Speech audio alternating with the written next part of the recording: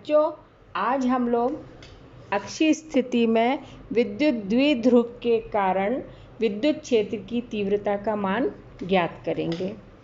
तो विद्युत द्विध्रुव क्या होता है, इसके बारे में हमने पिछली कक्षा में देखा था कि यदि दो समान लेकिन विपरीत प्रकृति के आवेश एक दूसरे से अल्प दूरी पर रखे हैं तो विद्युत द्विध्रुव का निर्माण करते हैं।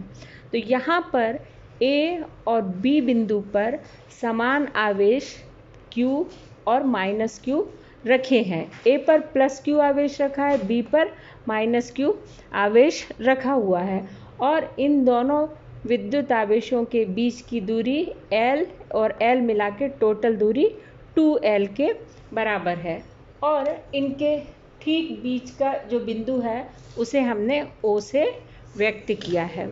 अब इस विद्युत द्विध्रुव के मध्य बिंदु यानी O से R दूरी पर, मध्य बिंदु O से R दूरी पर स्थित कोई बिंदु P पर हमें विद्युत क्षेत्र की तीव्रता ज्ञात करनी है। तो इसको हम 2 पार्ट्स में करेंगे। पहले A पर रखे प्लस Q आवेश के कारण P पर विद्युत क्षेत्र की तीव्रता ज्ञात करेंगे।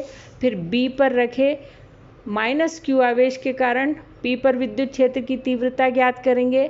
फिर दोनों विद्युत क्षेत्रों की तीव्रताओं का परिणामी तीव्रता हम ज्ञात करेंगे। तो सबसे पहले कूलाम के नियम से Q1 यानी कि Q1 के स्थान पर हमें से क्या कहना चाहिए, प्लस Q आवेश जो कि A पर रखा है के कारण P पर विद्युत क्षेत्र की तीव्रता E1 का मान कितना हो जाएगा, 1/4 पाई एप्सिलॉन 0 के Q1 के जगह अपन Q लिखेंगे। Q2 के लिए हम क्या रखेंगे, P पर एकांक धनावेश की हमने कल्पना की है। क्यों?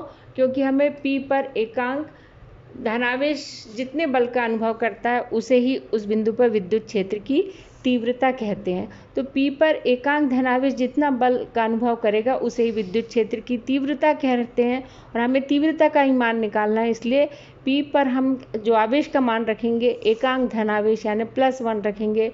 बाकी A और P के बीच की दूरी कितनी हो जाएगी, यहाँ से यहाँ तक की L थी और यहाँ से यहाँ तक की R थी। तो ये दूरी जो AP² है उसका मान R + L² हो जाएगा, क्योंकि A से लेके P तक का मान R + L है। यहाँ पे अपन ने इसके पहले 1/4 पाई एप्सिलॉन 0 का मान 9 × 10⁹ रखा था, वो संख्यात्मक मान था और K माध्यम का परावैद्युतांक है, यानी जिस माध्यम में ये विद्युत आवेश रखे हुए हैं उनका परावैद्युतांक क्या है। अब परावैद्युतांक का क्या होता है इसके बारे में आगे आने वाले चैप्टर में हम देखेंगे। इसको इस तरह से समझ सकते हो कि परावैद्युतांक वह राशि है जिसके द्वारा माध्यम में विद्युत आवेश या विद्युत क्षेत्र की तीव्रता का क्या माध्यम पर प्रभाव पड़ता है उसको मापने के लिए जो राशि है उसे ही हम परावैद्युतांक कहते हैं। अब P पर ये विद्युत क्षेत्र की तीव्रता का परिमाण तो हमने इस सूत्र के माध्यम से ज्ञात कर लिया, लेकिन P पर रखा एकांक धनावेश A पर रखे धनावेश के कारण समान आवेशों में प्रतिकर्षण होता है, इसलिए A पर रखे धनावेश से बाहर की तरफ जाएगा। इसलिए P पर विद्युत क्षेत्र की तीव्रता प्लस Q आवेश के कारण को हम E1 से व्यक्त करें तो वो बाहर की तरफ होगी, A से प्रतिकर्षित होके जाएगा, इसलिए उस दिशा को हमने AP से व्यक्त किया है। इसी तरह B पर Q2 के स्थान पर हमने कौन सा आवेश रखा है, -Q आवेश के कारण P पर विद्युत क्षेत्र की तीव्रता को E2 से व्यक्त करेंगे तो उसका माना जाएगा P पर 1/4 पाई एप्सिलॉन 0 के Q के स्थान पे, तो Q है 1 दूरी का मान कितना हो जाएगा, B से लेके P तक की। तो B से P तक की दूरी को हम कैसे ज्ञात कर सकते हैं, O से लेके P तक की दूरी में से O से लेके P तक की दूरी यानी R में से हम यदि L को घटा देते हैं, L का मान घटा देते हैं तो BP की दूरी आ जाती है। तो इस तरीके से BP दूरी का मान हमने R - L² रख दिया। तो ये इसकी दिशा क्या होगी, B पे माइनस चार्ज रखा है तो P पर रखा एकांक धनावेश उससे आकर्षित हो गया, इसलिए उसकी दिशा कहाँ से कहाँ की तरफ रख होगी। ये बी पी ना लिखा के हमें क्या लिखना था कि पी से लेकर बी की तरफ, यानी एकांक धनावेश पी से लेकर बी की तरफ आकर्षित होगा। इसलिए परिणामी तीव्रता का मान क्या होगा, उस परिणामी तीव्रता के मान को ज्ञात करने के लिए ये तीव्रता चूंकि सदिश राशि है और E1 और E2 के मान में जो मान बड़ा है, बाकी सब तो तुम देख रहे हो कि समान है, जिसका हर का मान छोटा है वो राशि बड़ी है। R प्लस एल और R माइनस एल में R माइनस एल का मान छोटा होगा, R प्लस एल का मान बड़ा होगा, इसलिए जो समीकरण 2 है यानी माइनस E2 का मान ज़्यादा है और E1 का मान कम होगा, इसलिए परिणामी तीव्रता E बराबर हो जाएगी E2 माइनस E1। अब इनकी वैल्यू हम सब्स्टिट्यूट करेंगे तो यहाँ पे बहुत सारा कुछ कॉमन है, 1/4 पाई एप्सिलॉन 0 Q ये बाहर निकल जाएगा और कोष्टक के अंदर इसको यहाँ से अपन मिटा लेते हैं और फिर से हम देखते हैं कि परिणामी तीव्रता का जो मान आएगा E बराबर आ जाएगा Q/4 पाई एप्सिलॉन 0 K, और यहाँ पे लघुत्तम लेते हैं तो R माइनस एल का square into R plus L का स्क्वायर। R माइनस एल के स्क्वायर से भाग देते हैं तो यहाँ पे आ जाएगा R प्लस एल का whole square minus R minus L का होल स्क्वायर। अब यहाँ पे देखो कि ये तो अपना बाहर चला आ रहा है कांस्टेंट, एक जैसा कांस्टेंट नहीं बोलना चाहिए। अब यहाँ पे R माइनस एल का whole square upon R plus L का होल स्क्वायर, इसको एक्सपांड करेंगे A square plus B square plus 2RL, फिर माइनस करके इसको ओपन करेंगे तो R square plus L square minus 2RL। अब कोष्टक खोलेंगे तो ये plus R square minus R square से कट जाएगा, एल स्क्वायर से कट जाएगा। अब बचेगा यहाँ पे 2RL और माइनस 2RL, तो माइनस माइनस कोष्टक खुलेगा तो प्लस हो जाएगा, तो Q 4 pi epsilon 0 K 2RL और 2RL मिलके 4RL, और यहाँ पे a माइनस बी और a प्लस बी का होल स्क्वायर लगेगा तो R square minus whole square का होल स्क्वायर। अब इसको हम और थोड़ा सा ब्रेक करके लिख सकते हैं। कैसे ब्रेक करके लिख सकते हैं वो यहाँ पे देखना है, कैसे लिखा जा सकता है इसको ब्रेक करके।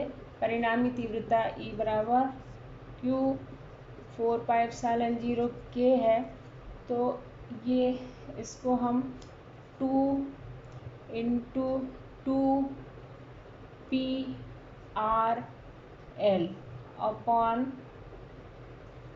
2 into 2PRL R square minus L square का होल स्क्वायर लिखा। तो ये ऐसे लिखने से क्या फ़ायदा हुआ, क्यों इस तरह से लिखने से हमें विद्युत द्विध्रुव P नहीं 2Q है ना, विद्युत द्विध्रुव का आघूर्ण P बराबर क्या होता है Q, और दोनों के बीच की दूरी अपन ने R ली है तो 2QR, ये विद्युत द्विध्रुव के आघूर्ण का मान होता है। तो P बराबर यदि हम 2QR यहाँ पर लिखते हैं तो E बराबर हो जाएगा 2 into P into L upon 4 pi epsilon 0 K R square minus L square का होल स्क्वायर। अब इसमें लिमिटिंग केस लेते हैं। लिमिटिंग केस का मतलब है कि यदि R का मान बहुत बड़ा है L से, है ना, तो हम L के मान की उपेक्षा कर सकते हैं। तो ये अभी इतना समझ में आया होगा। 2QR P बराबर हमने दोनों के बीच की दूरी कितनी ली, दोनों के बीच की दूरी अपन ने चित्र मिट गया है, अपन ने दूरी ली थी L, तो ये 2QL हो जाएगा और यहाँ पे आ जाएगा R, क्योंकि इसको ऐसा लिखो 2Q इंटू L, तो ये 2QL तो P के बराबर हो गया इंटू R। और यदि R का मान बहुत बड़ा है L से तो हम L के मान की उपेक्षा कर सकते हैं। तो ये E को शॉर्ट फॉर्म में ऐसा लिख सकते हैं 2PR 4πε0 के R की घात 2, L की जिसकी उपेक्षा कर सकते हैं उसको हम छोड़ सकते हैं, तो R की घात 4, तो इससे कट के 3 घात आ जाएगी।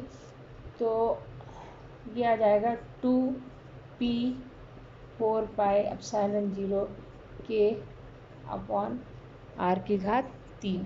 इसको देख नहीं रहा है तो हम एक बार और ऊपर लिख दे रहे हैं ताकि तुम्हें समझ में आए कि E बराबर आ जाएगा 2P 4πε0 के अपॉन R3। अब इसमें देखो कि यहाँ पे अगर वायु या निर्वात के लिए K का मान 1 होता है और CGS पद्धति में भी 4πε0 का मान 1 होता है, तो E बराबर हो जाएगा 2P अपॉन ये इन सब की वैल्यू 1 के बराबर RQ। ये लिमिटिंग केस में विद्युत क्षेत्र की तीव्रता का मान ज्ञात हो गया विद्युत द्विध्रुव के कारण अक्षीय स्थिति में।